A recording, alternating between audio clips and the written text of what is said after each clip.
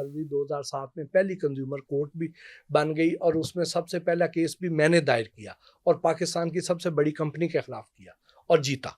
आपको कितनी रिश्वत ऑफर हुई और आपको कितने थ्रेट्स आए? जितना बड़ा ब्रांड होता था, वो जो इन्फेक्शन होती थी उसकी वजह से उसमें पीप होती थी और वो दूध में पस आती थी, पीप आती थी। अब उसकी वजह से भैंस का हमल भी नहीं ठहरता था, भैंस जल्दी मर भी जाती थी। उन्होंने मुझे उस वक्त DHA में 1 कनाल के फर्निश्ड घर की ऑफर की, MM आलम रोड के शीशा कैफे से। ये भी मैंने बंद करवाए। इन्होंने उस वक्त मुझे ऑफर की थी कि आप 1 लाख रुपया फी रेस्टोरेंट मंथली ले लिया करें। आपने छापे फूड इंस्पेक्टर्स लड़कियों से, लड़कों से खुद भी काफी डलवाए। किस किस को आप लेके आए फूड इंडस्ट्री में, ये बताएं। देखिए, पंजाब फूड अथॉरिटी तो बनवाने वालों में मैं हूँ, जी, तो मुझे ये बड़ा फख्र है, मुझे इस इदारे से प्यार ही बहुत। इस बारे में कुछ बताएं, क्योंकि जैसे कुछ लोगों को नहीं जी, पता। हाँ, इसमें हुआ ये कि मैंने 2 काम ऐसे किए हैं जो मैं सोचता हूँ कि शायद मेरी बख्शिश का वसीला बन जाए। एक, पंजाब में कंज्यूमर कोर्ट्स, कंज्यूमर एक्ट पास करवाना। ये मैंने 2005 में कंज्यूमर एक्ट पास करवा लिया था और 2007 में, फरवरी 2007 में पहली कंज्यूमर कोर्ट भी बन गई और उसमें सबसे पहला केस भी मैंने दायर किया और पाकिस्तान की सबसे बड़ी कंपनी के खिलाफ किया और जीता। अच्छा, ठीक। और कंपनी कौन सी थी? और वो कंपनी बहुत बड़ी, उनके साथ वो बहुत बड़ी कंपनी, नाम बताएं, नाम बताएं। PSO थी। ओके, ठीक, PSO के खिलाफ हमने केस किया था और वो केस जीता भी हमने। ठीक। और उसके बाद फिर हमने बहुत सारे, हमने बैंकों के खिलाफ, इलेक्ट्रॉनिक्स कंपनीज के खिलाफ बहुत सारी हमने ये किया। उन दिनों में हमने एक केचप को चेक किया, एक मशहूर केचप का ब्रांड था। हमने उसको चेक किया, उसके एनालिसिस करवाए, तो पता चला कि उसमें तो गाजर की पल्प है। अब टोमेटो केचप है और अंदर टमाटर का गूदा होना चाहिए, अंदर उन्होंने गाजर की पल्प डाली हुई, बाकी फ्लेवर। अच्छा, एक दूसरा ब्रांड चेक किया, उसमें गाजर की पल्प भी नहीं है, टमाटर की पल्प भी नहीं है, उसमें आलू की पल्प है, बाकी फ्लेवर और रंग। तीसरा ब्रांड चेक किया, उसमें सिर्फ स्टार्च, अरारोट। अच्छा, अब उसके बाद मैंने कहा कि फूड पे तो बड़ा काम होने वाला है। फिर मैं, शहबाज शरीफ साहब उस वक्त नए नए वज़ीर आला बने थे, 2008-9 की बात कर रहा हूँ, तो मैंने जाके इनसे मुलाकात की, इनसे रिक्वेस्ट की और हमने पंजाब फूड अथॉरिटी के लिए इनको मैंने कायल कर दिया। 2011 में 1 जुलाई 2011 को पंजाब फूड अथॉरिटी बन गई और फिर इसमें जितनी हायरिंग हुई, यहाँ पे नए एनर्जेटिक लोग आए और मुझे तो बड़ा फ़ख्र है उन पे। मैं फिर इनको, मेरे पास चूँकि इन्फॉर्मेशन होती थी, मैं इन्हें साथ लेके जाता था। आए फिर आयशा मुमताज़ आई, आयशा मुमताज़ को मैं साथ लेके जाता था। हमने बड़ा काम किया, बहुत छापे मारे हमने। उनके बारे में बताएं, वो किसी एक्टर की बेटी हैं? बिल्कुल नहीं। अच्छा, काफी सारे लोग कहते थे ये रंगीला साहब है, उनकी नहीं, नहीं, बेटी नहीं, हैं। गलत अफ़वाह। उनके बारे में कुछ बताएं। अच्छा, आयशा मुमताज़ ना एक ऐसी औरत थी कि वो डेडली ऑनेस्ट। ठीक है। उस वक्त उनका ग्रेड 18 था, अब शायद 19वां है और उन्होंने कोई ब्रांडेड, कोई महंगा सूट नहीं होता था, आम सादे से कपड़े होते थे, हमेशा बावजू रहती थी। कल्टस गाड़ी उनके पास सरकारी होती थी, डायरेक्टर ऑपरेशन थी पंजाब फूड अथॉरिटी की और आम तौर पे जितने अफसर हैं ये पीछे बैठते हैं, ड्राइवर आगे गाड़ी चलाता है। आयशा मुमताज़ फ्रंट सीट पे बैठती थी, ड्राइवर के साथ वाली, बावजू होती थी। गाड़ी में सामने डैशबोर्ड पे कुरान पाक होता था, जितनी देर उन्होंने ट्रैवल करना है उन्होंने कुरान पाक पढ़ना है। माशाल्लाह। उसके बाद फिर जब उन्होंने छापे पे जाना है और वहां पे फिर उन्होंने कोई किसी का भी लिहाज नहीं करना।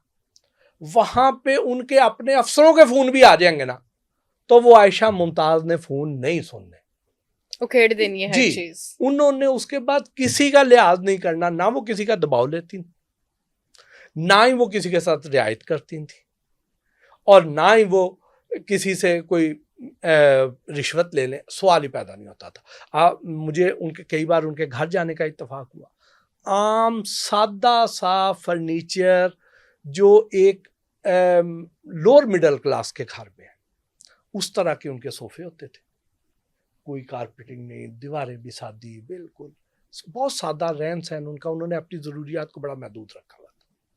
और हालांकि वो जिस पोस्ट पे थी, उनको इतनी ऑफर्स आती थी और इतने थ्रेट्स आते थे, लेकिन उसके बावजूद वो खातून जो है ना, वो जितना अरसा फूड अथॉरिटी में रही है ना, वो सर फख्र से हमेशा उनका बुलंद रहता था, क्योंकि वो असूलों पे समझौता नहीं करती थी। Very nice. आपको कितनी रिश्वत ऑफर हुई और आपको कितने थ्रेट्स आए? जितना बड़ा ब्रांड होता था, जी। जितना बड़ा नाम होता था, वो चाहे रेस्टोरेंट हो चाहे फैक्ट्री हो, उतना उतनी ज्यादा रिश्वत की ऑफर, उतना ज्यादा बड़ा थ्रेट। कितने मिलियन? यानी मिलियन आप अंदाजा लगाएं कि ये आपको मैं बात कर रहा हूँ को 2012-13 की। ठीक है। ठीक, भैंसों को एक इंजेक्शन लगाया जाता था। ठीक, उनको आर्टिफिशियली स्टिमुलेट किया जाता था, दूध, ताकि वो जो उनके बच्चा या बच्ची ने पीना है वो भी ना, उसके लिए दूध उतारना है उसने, वो ना पिए, और वो भी किसान वो जो डेयरी वाला है वो उसका दूध निकाल ले। तो उसको आर्टिफिशियली स्टिमुलेट करने के लिए एक इंजेक्शन लगाया जाता था। वो उस इंजेक्शन का नुकसान ये होता था कि भैंस का बॉडी टेम्परेचर बढ़ जाता था, जैसे उसे बुखार हो जाता है जी। ऐसे होता था, उसके थनों में इन्फेक्शन हो जाती थी, जानवर और पसंद। वो जो इन्फेक्शन होती थी उसकी वजह से उसमें पीप होती थी, हम्म। और वो दूध में पस आती थी, पीप आती थी। और वो जो दूध है, कई बार हमारे घरों में ग्वाला दूध लेके आया है तो हमें उसमें से हमक आती थी। हम उसे कहते थे कि यार ये तेरा दूध ठीक नहीं। वो कहता था कि बाऊजी या बाबा बाजी, आजकल ना पट्ठियां दा फर्क है, अब पट्ठे चेंज होंगे तो हमक ठीक हो जाएगी। वो तो बेसिकली इन्फेक्शन होती थी। अच्छा, अब उसकी वजह से भैंस का हमल भी नहीं ठहरता था, भैंस जल्दी मर भी जाती थी। यानी वो इतना जालिम इंजेक्शन था, क्योंकि वो भैंसों के लिए बनाया ही नहीं गया था, वो गाय के लिए बना था। यहाँ पे 2 कंपनियां उसको इंपोर्ट करती थी और वो यहाँ पे बिक रहा था। अब वो जो हमने उस वक्त सेक्रेटरी लाइफ स्टॉक होते थे नसीम सादिक साहब, तो मैंने उनसे बात की, उनके सारा इल्म में लाया, उन्होंने इस पे पाबंदी आयद करवा दी। उन्होंने ये अदालत में पाबंदी चैलेंज कर दी। अब हम यहाँ से पेश होते थे उस पाबंदी को लगाए रखने के लिए, और वो होते थे कि हम हटा दें। जब उन्हें लगा कि केस उनके जरा हाथ से निकल रहा है, तो उन्होंने फिर मुझे अप्रोच किया और उन्होंने कहा कि जी आप 5 मरले के किराए घर में रहते हैं, आपको पता है आपके घर के अपोजिट सोसाइटी में मेरा जी जी। 5 मरले घर था। तो उन्होंने मुझे उस वक्त DHA में 1 कनाल के फर्निश्ड घर की ऑफर की। यानी 6-7 करोड़ रुपए उन्होंने आपको ऑफर की। तो अल्लाह ने बचाया, और अल्लाह ने उसके बाद मुझे आज अपना दिया, लेकिन अल्हम्दुलिल्लाह। वो हलाल का। इसी तरह ही हम जब हमने शीशा कैफेज के खिलाफ कैंपेन की, तो उस वक्त भी मुझे यहाँ MM आलम रोड के शीशा कैफे से, ये भी मैंने बंद करवाए थे। तो यहाँ पे इन्होंने उस वक्त 24 रेस्टोरेंट थे MM आलम रोड पे, ये मैं 2010-11 तो की ये बात आपने कर रहा क्यों हूँ। बंद करवाए? अच्छा, इसलिए बंद करवाए कि इसमें ना एक तो जो O लेवल और A लेवल के बच्चे बच्चियां उसमें आ रही थी। ठीक, दूसरा ये था कि उसमें हैश भी डालना शुरू हो गए थे लोग, बस ये उस सुनने में आया जी, था। उसकी वजह से एडिक्शन हो रही थी। तो फिर वो लोग जो पैसिव स्मोकर थे, यानी मैं उसी रेस्टोरेंट या कैफे में बैठा हूँ, मैं नहीं पी रहा, लेकिन मैं उसका धुआं इनहेल कर रहा हूँ, तो ये वजह थी। तो हमने कहा कि इसको बंद होना चाहिए।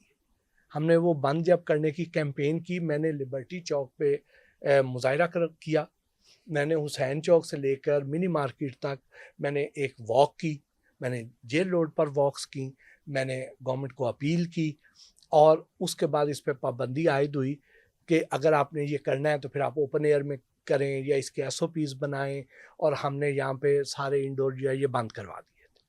ठीक, तो उस वक्त इन्होंने मुझे, क्योंकि इसमें मार्जिन ऑफ प्रॉफिट बहुत ज़्यादा था, उस वक्त भी शायद को 1000 से 1500 रुपए का एक सेशन था, तो इसकी एक्चुअल कॉस्ट इतनी नहीं थी।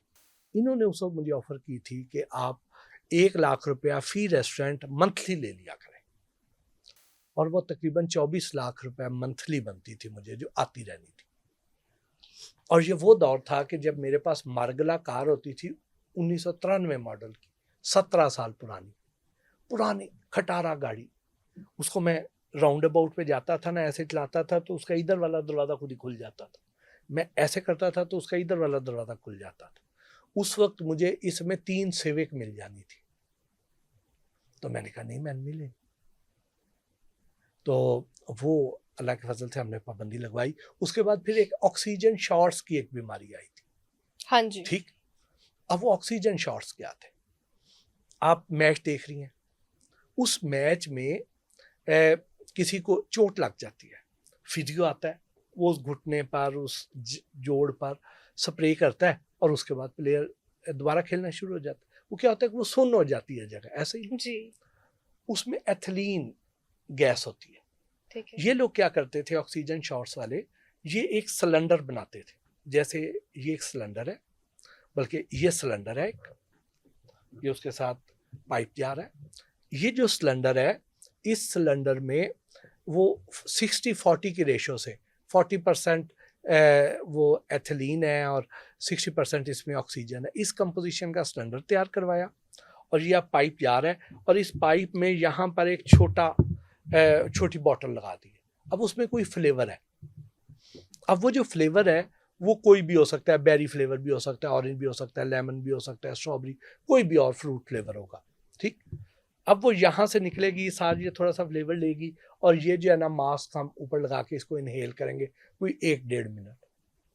अब वो जब हम उसको इनहेल करते हैं तो हमारा दिमाग सुन कर देती है।